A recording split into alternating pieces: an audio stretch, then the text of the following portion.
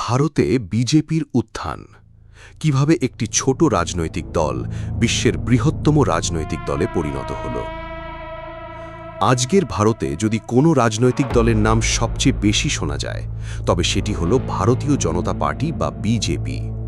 বর্তমানে ভারতের কেন্দ্রীয় সরকার পরিচালনা করছে এই দল। দেশের অধিকাংশ রাজ্যেও কোনো না কোনোভাবে বিজেপির প্রভাব রয়েছে। কিন্তু প্রশ্ন হল, এই দল কি শুরু থেকেই এত শক্তিশালী ছিল? উত্তর হল না। একসময় বিজেপি লোকসভায় মাত্র 2টি আসন জিতেছিল, অথচ আজ সেই দলই ভারতের অন্যতম প্রভাবশালী রাজনৈতিক শক্তি। কিভাবে এই পরিবর্তন সম্ভব হল? আজ আমরা জানব বিজেপির উত্থানের পুরো ইতিহাস। বিজেপির ইতিহাস বুঝতে হলে আমাদের আরও কিছুটা পেছনে যেতে হবে। 1951 সালে শ্যামাপ্রসাদ মুখোপাধ্যায় ভারতীয় জনসংঘ নামে একটি রাজনৈতিক দল প্রতিষ্ঠা করেন। এই দলই পরবর্তীতে বিজেপির ভিত্তি তৈরি করে। জনসংঘের মূল লক্ষ্য ছিল জাতীয়তাবাদ, সাংস্কৃতিক পরিচয় এবং শক্তিশালী কেন্দ্রীয় প্রশাসনের পক্ষে রাজনীতি করা। তবে সেই সময় ভারতের রাজনীতিতে কংগ্রেসের একছত্র আধিপত্য ছিল। স্বাধীনতার পর দীর্ঘ সময় ধরে জওহরলাল নেহেরু, লাল বাহাদুর শাস্ত্রী এবং ইন্দিরা গান্ধীর নেতৃত্বে কংগ্রেসই দেশের সবচেয়ে শক্তিশালী দল ছিল। ফলে জনসংঘ খুব বেশি আসন জিততে পারত না। 1975 সালে ভারতের রাজনৈতিক ইতিহাসে একটি বড় ঘটনা ঘটে। তৎকালীন প্রধানমন্ত্রী ইন্দিরা গান্ধী দেশে জরুরি অবস্থা বা এমার্জেন্সি ঘোষণা করেন। এই সময় বহু বিরোধী নেতা গ্রেফতার হন। সংবাদ মাধ্যমের ওপরও বিভিন্ন ধরনের নিয়ন্ত্রণ আরোপ করা হয়। এই ঘটনাকে কেন্দ্র করে বিরোধী দলগুলো একত্রিত হয় এবং 1977 সালে জনসংঘ সহ কয়েকটি বিরোধী দল মিলে জনতা পার্টি গঠন করে এবং নির্বাচনে কংগ্রেসকে পরাজিত করে প্রথমবারের মতো কেন্দ্রীয় সরকার গঠন করে। তবে আদর্শগত মতপার্থক্যের কারণে কয়েক বছরের মধ্যেই সেই জোট ভেঙে যায়। এরপর 1980 সালে আনুষ্ঠানিকভাবে ভারতীয় জনতা পার্টি বা বিজেপি প্রতিষ্ঠিত হয়। দলের প্রথম সভাপতি ছিলেন অটল বিহারী বাজপেয়ী। শুরুতে বিজেপি তুলনামূলক নরম রাজনৈতিক অবস্থান নেওয়ার চেষ্টা করেছিল, কিন্তু 1984 সালের লোকসভা নির্বাচনে দলটি মাত্র 2টি আসন জয় পায়। এটি ছিল বিজেপির ইতিহাসের সবচেয়ে বড় রাজনৈতিক ধাক্কাগুলোর একটি। এরপর দল নিজেদের কৌশলে পরিবর্তন আনে। 1980-র দশকের শেষ দিকে রাম জন্মভূমি আন্দোলন বিজেপির জনপ্রিয়তা বাড়াতে গুরুত্বপূর্ণ ভূমিকা রাখে। দলটি দাবি করে অযোধ্যায় যেখানে বাবরি মসজিদ ছিল সেটিই ভগবান রামের জন্মস্থান। এই আন্দোলন দেশের বহু মানুষের সমর্থন পায়, আবার একই সঙ্গে ব্যাপক বিতর্কও সৃষ্টি করে। 1990 সালে এল.কে. আদবানি রথযাত্রা শুরু করেন। এই যাত্রা বিজেপিকে জাতীয় পর্যায়ে ব্যাপক পরিচিতি এনে দেয়। একই সঙ্গে এটি ভারতীয় রাজনীতিতে একটি গুরুত্বপূর্ণ মোড় হিসেবে বিবেচিত হয়। 1996 সালে বিজেপি প্রথমবারের মতো লোকসভায় বৃহত্তম দল হিসেবে উঠে আসে, যদিও সেই সরকার মাত্র 13 দিন স্থায়ী হয়। 1998 সালে আবার নির্বাচন হয়।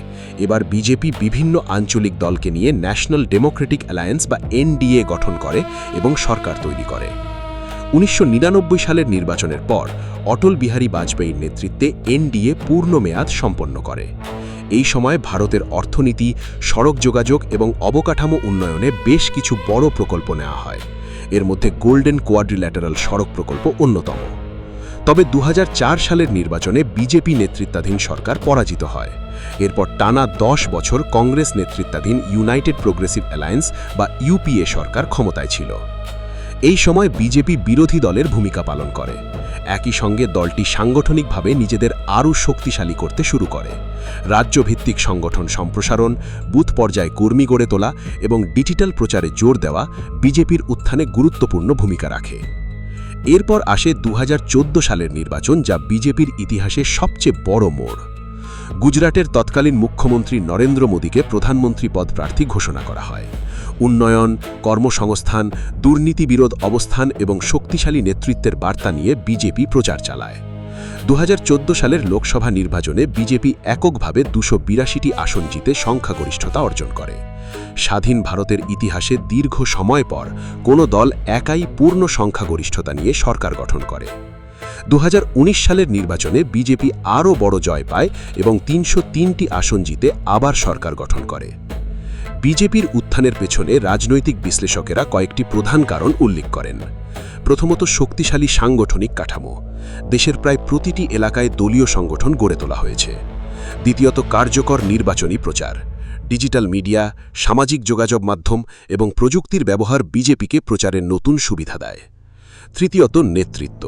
অটল বিহারী বাজপেয়ী, এল.কে. আদবানি এবং পরে নরেন্দ্র মোদীর মতো নেতারা দলের পরিচিতি ও জনপ্রিয়তা বাড়াতে গুরুত্বপূর্ণ ভূমিকা রাখেন।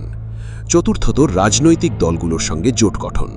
বিভিন্ন সময়ে এনডিএ জোট বিজেপির রাজনৈতিক বিস্তারে বড় ভূমিকা পালন করেছে। পঞ্চমত, নাতীয় নিরাপত্তা, অবকাঠামো উন্নয়ন, কল্যাণমূলক প্রকল্প এবং সাংস্কৃতিক নাতীয়তাবাদের মতো বিষয়গুলোকে কেন্দ্র করে দল নিজেদের রাজনৈতিক অবস্থান স্পষ্টভাবে তুলে ধরেছে। তবে বিজেপির উত্থানের ঘিরে সমালোচনাও রয়েছে। সমালোচকেরা বলেন, ধর্মীয় মেরুকরণ, মত প্রকাশের স্বাধীনতা, সংখ্যালঘু অধিকার এবং কিছু সরকারি নীতি নিয়ে বিতর্ক তৈরি হয়েছে। অন্যদিকে সমর্থকেরা দাবি করেন, অবকাঠামো উন্নয়ন, ডিজিটাল রূপান্তর, কল্যাণমূলক প্রকল্প, আন্তর্জাতিক ক্ষেত্রে ভারতের অবস্থান শক্তিশালী করা এবং দ্রুত সিদ্ধান্ত গ্রহণ বিজেপির সরকারের বড় সাফল্য। এই ভিন্ন মতামতগুলো ভারতের গণতান্ত্রিক রাজনীতির অংশ এবং বিভিন্ন নাগরিক, গবেষক এবং রাজনৈতিক বিশ্লেষক এসব বিষয় নিয়ে ভিন্ন ভিন্ন মূল্যায়ন করেন। বর্তমানে বিজেপি সদস্য সংখ্যার দিক থেকে বিশ্বের অন্যতম বৃহত্তম রাজনৈতিক দল হিসেবে পরিচিত।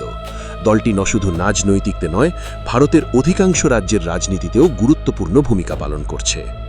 মাত্র 2টি লোকসভা আসন থেকে শুরু করে দেশের সবচেয়ে শক্তিশালী রাজনৈতিক দল হয়ে ওঠা বিজেপির এই যাত্রা ভারতের রাজনৈতিক ইতিহাসের অন্যতম গুরুত্বপূর্ণ অধ্যায়।